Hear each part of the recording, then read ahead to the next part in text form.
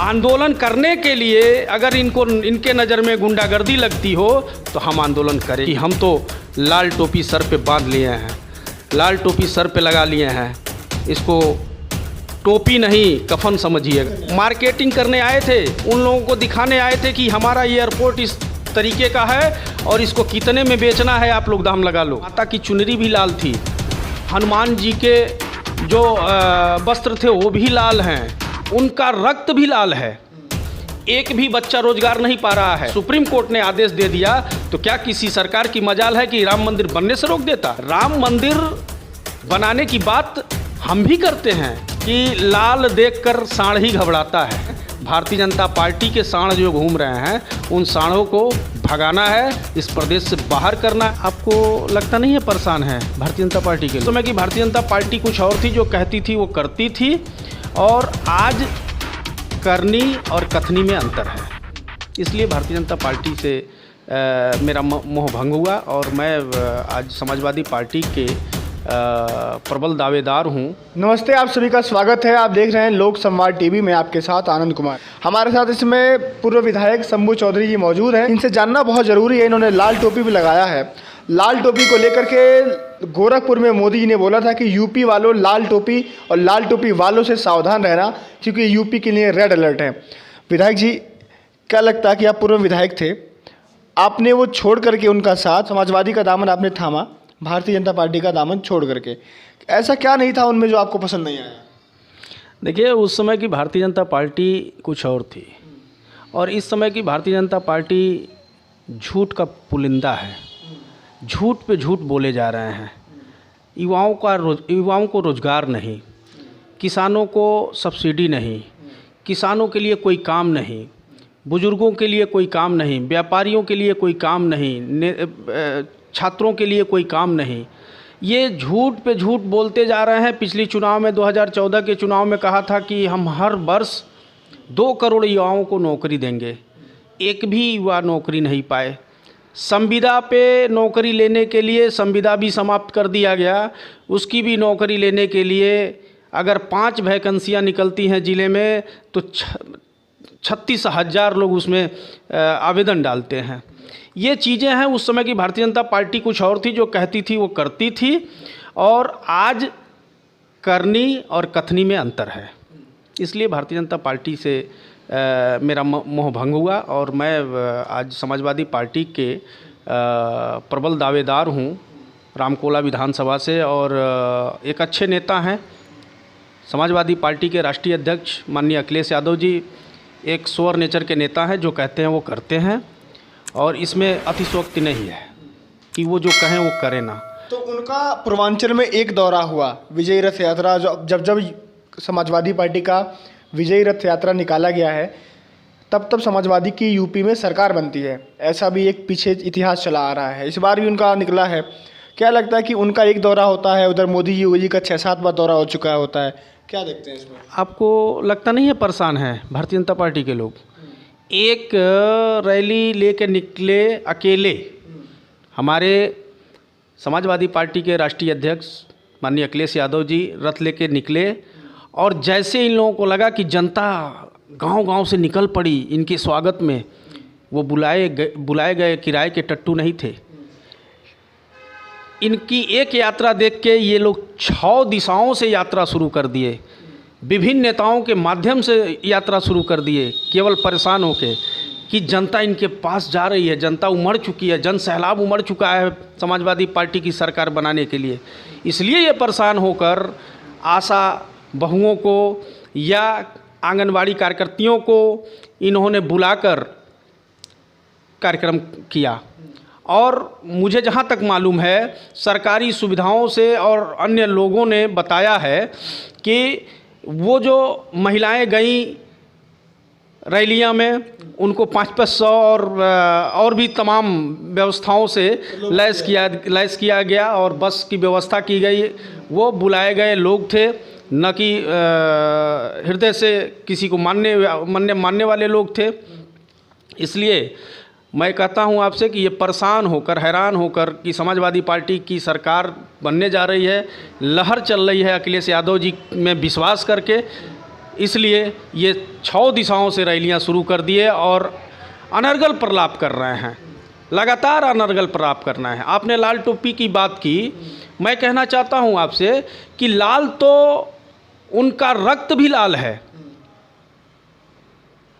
आप लाल रंग से इतना मोहभंग होगा आपका, मैंने सोचा भी नहीं था। माता की चुनरी भी लाल थी, हनुमान जी के जो वस्त्र थे वो भी लाल हैं।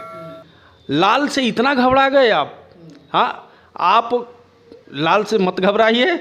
और मुझे जहाँ तक मैंने देखा है कि लाल देखकर सांड ही घबराता है, और पूरे प्रदेश में सांड घूम रहे हैं।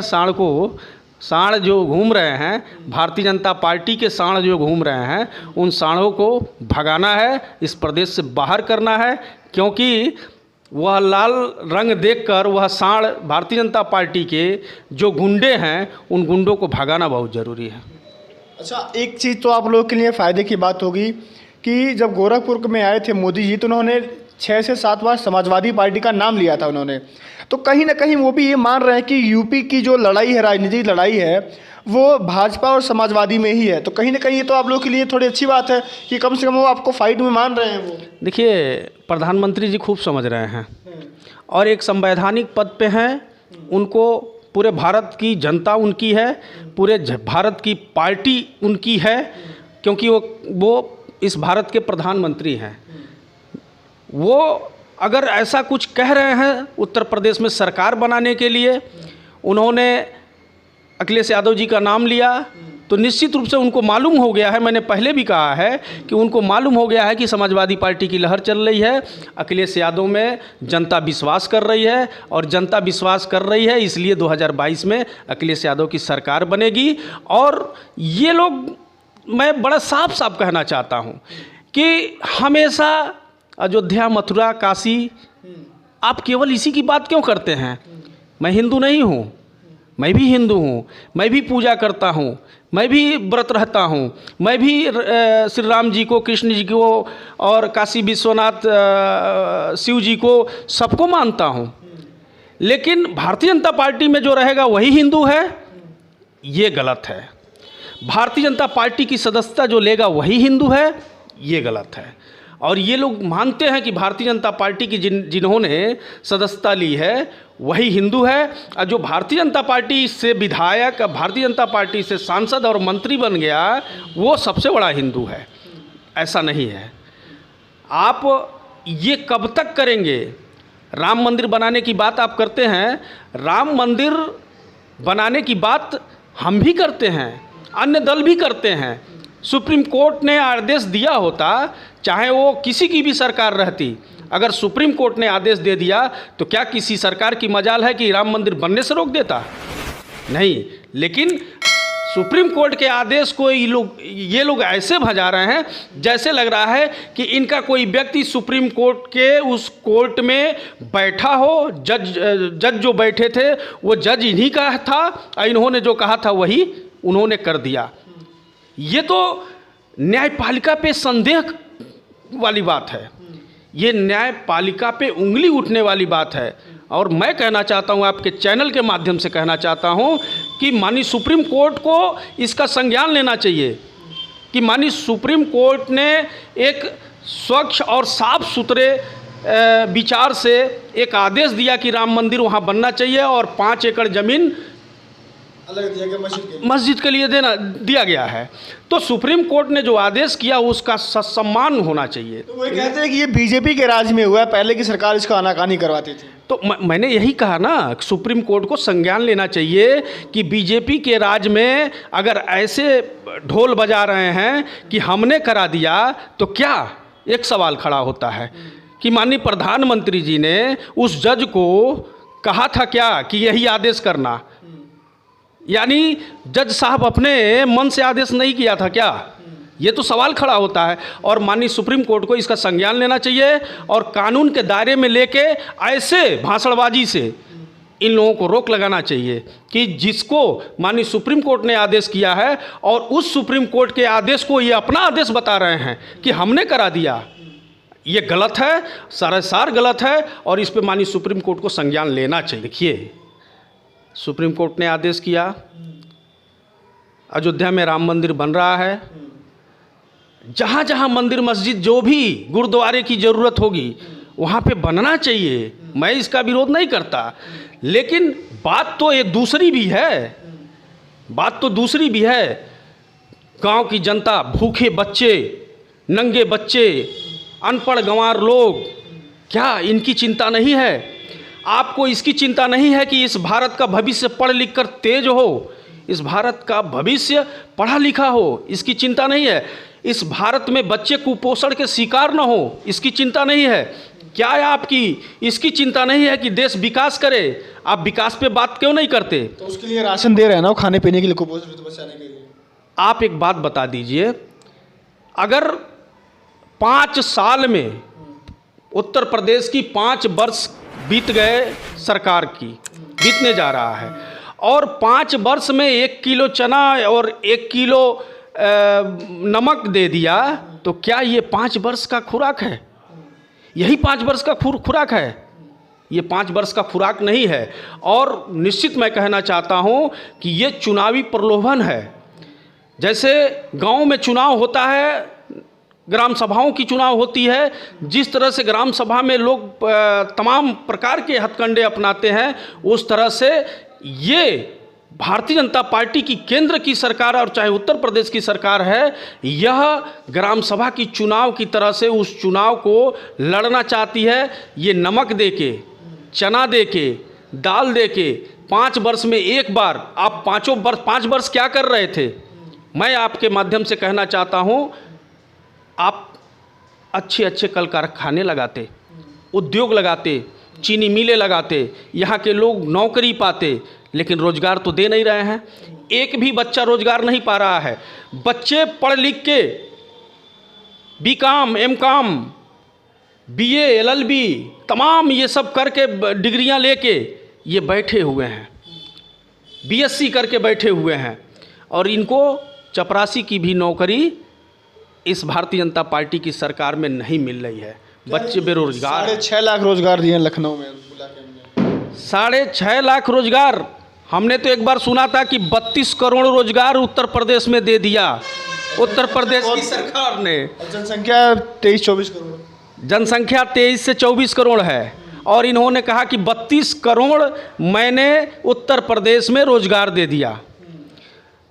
यही कभी कभी बोलते हैं कि हमने, प्रधानमंत्री जी ने कहा था कि हमने रोजगार दिया। टीवी चैनल पे उनका बाइट हो रहा था, और उसमें उन्होंने कहा था क्या पकौड़ा बेचना रोजगार नहीं है? हम ये कहते हैं कि आप इसी को रोजगार मानते हैं, तो वो तो रोजगार आदमी कर ही रहा था। आप क्या कर रहे हैं? प्रतिवर्ष 2 करोड़ नौजवानों को आपने नौकरी देने के नाम पर आपने वोट लिया था 2014 में। 2014 के बाद आप कितनी नौकरियां दिए हैं, मैं ये पूछना चाहता हूँ। सवाल तो ये है, इनके पास जवाब नहीं है। विकास के मुद्दे पे, जनता को नौकरी के मुद्दे पे, विकास के मुद्दे पे, इन सारे मुद्दे पे जनता परेशान है, इस पे बात नहीं करेंगे। नोटबंदी भारत का एक सबसे बड़ा गलती था। इस भारत का प्रधानमंत्री जी का नोटबंदी जो उन्होंने किया था, वो भारत की सबसे बड़ी गलती थी। दूसरी गलती, इन्होंने देशबंदी किया, वो दूसरी गलती थी। तमाम हजारों हजार लड़के मर गए, ट्रक से कुचल के मर गए, कोई ट्रेन रेलवे ट्रैक पे मर गया। तमाम जगहों पे इस तरह की परेशानियां झेला लोगों ने, और अपने पेट को काट के, अपने पैसे को बचा के किसी तरह से अभी तक कुछ लोग जीवित हैं। ऐसा कतई इनको नहीं करना। कमियां आप उनकी सरकार में गिना रहे हैं, फिर वो कह रहे हैं कि 350 सीट इस बार आ रही है हमारी। और एक इतिहास ये भी रहा है कि यूपी में जो सीएम होता है दोबारा वो रिपीट नहीं करता है। पिछले 35 सालों में इतिहास रहा है। योगी जी से पूछा गया, वो कह रहे हैं कि मैं दोबारा सीएम बन के आऊँगा। 350 सीट बीजेपी जीत रही है। भारतीय जनता पार्टी को भ्रम है, केवल नारे और जुमलेबाजी से देश की जनता का हित नहीं हो सकता। भारतीय जनता पार्टी एकदम नारा में और जुमलेबाजी में व्यस्त है, और यहाँ के अपराधी मस्त हैं। उत्तर प्रदेश में अपराधीकरण जिस तरह से चरम सीमा पे चल रहा है, अधिकारी किसी की बात नहीं मान रहा है। क्षेत्रीय विधायक हमारे वहाँ हैं, आप जाके पता कर लीजिएगा।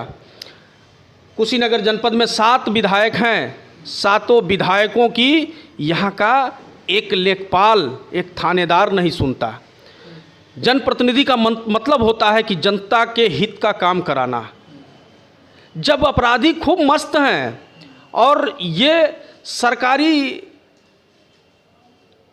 कार्यालय में जो ये लोग बैठे हुए हैं, जनता का काम नहीं करना है। आज की बात मैं कर रहा हूँ, अभी किसी थाने पे चले जाइए, किसी तहसील में चले जाइए, जनता का कोई काम हो, आप आम आदमी बन के जाइए, एक एफआईआर के लिए 10,000 रुपये की डिमांड हो रही है। एक तहसीलदार, एक लेखपाल, एक भूमि को नापने के लिए 10,000 रुपये का डिमांड कर रहा है। आखिर ये पैसा कहाँ जा रहा है?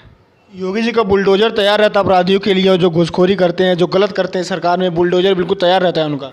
देखिए, उनका बुलडोजर बदले की भावना से काम करने के लिए तैयार रहता है। उनका मतलब बस इतने है।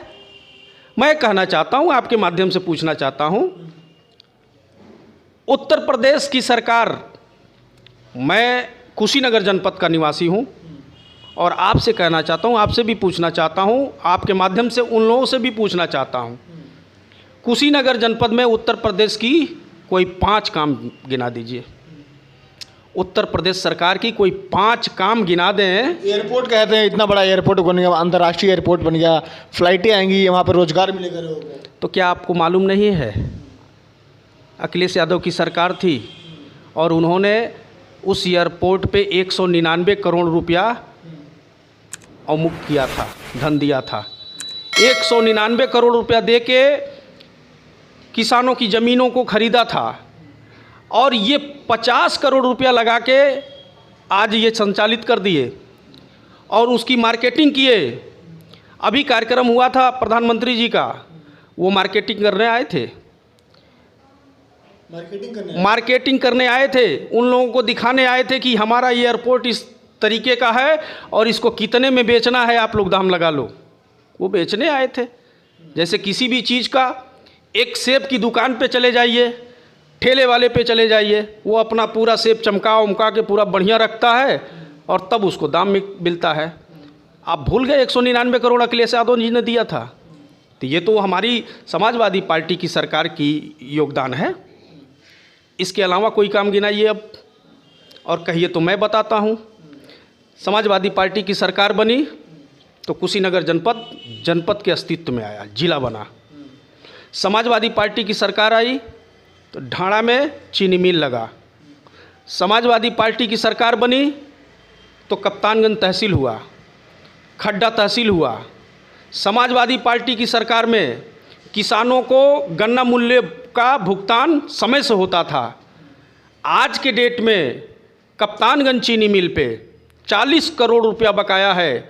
सत्र चालू हो गया और मैं देखता हूँ कि ये चीनी मिल का जीएम जब 2 करोड़ रुपया 3 करोड़ रुपया देता है तो वो पूरा बुला के मीडिया वालों को उसको फ्लैश कराता है कि हमने 3.5 करोड़ रुपया दिया, जैसे लग रहा है दान दे रहे हैं। 40 करोड़ रुपया बकाया है किसानों का। किसान खाने बिना परेशान है, खेती करना है, खाद बीज नहीं ला पा रहा है। और आप बताइए, मैं कहना चाहता हूँ आपके माध्यम से, मैं सरकार तक अपनी इस बात को पहुँचाना चाहता हूँ कि जब किसान खाद लेता है, बीज लेता है, उधारी लगती है तो ब्याज सहित पैसा देता है, ब्याज सहित पैसा चुकता करता है।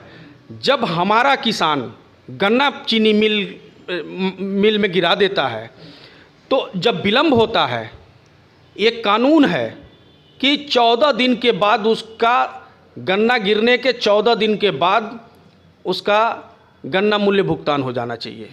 लेकिन गन्ना मूल्य भुगतान यह 14 महीने के बाद शुरू करते हैं। उसका जो अंतर मूल्य है, उसका जो ब्याज है, क्या ये सरकार दिलाएगी? ये सवाल है। अच्छा, आप समाजवादी पार्टी को गुंडों की सरकार क्यों कहा था? कहते हैं कि गुंडा रहते हैं वहाँ पर, गुंडागर्दी की सरकार आ जाती है समाजवादी आती है। अब किसी की जैसे जैसा जो व्यक्ति रहता है वैसा ही सामने वाले को समझता है। अगर एक चोर है और उसके सामने आप खड़ा हो जाइए तो उसके निगाह में आप भी चोर नज़र आएंगे। हम समाजवादी पार्टी के लोग कहीं गुंडा, कहीं इस तरह की बात नहीं है। हाँ, ये ज़रूर है कि जनता के साथ अन्याय होगा, किसानों के साथ अन्याय होगा, अधिकारी अपने रौब में मस्त रहेंगे, जनता का काम नहीं करेंगे, तो हम उनके लिए आंदोलन करेंगे, हम लड़ेंगे। क्योंकि हम तो लाल टोपी सर पे बांध लिए हैं, लाल टोपी सर पे लगा लिए हैं। इसको टोपी नहीं कफन समझिएगा। इस लड़ाई को हम लड़ेंगे, जनता के लिए लड़ेंगे, और जनता की लड़ाई कभी हम रोकेंगे नहीं। और इस लड़ाई को अगर वो गुंडागर्दी करते हैं, कहते हैं कि ये गुंडागर्दी कर रहे हैं आंदोलन करना, यह गुंडागर्दी नहीं। लोकतंत्र में हमको अधिकार है कि हम आंदोलन करेंगे।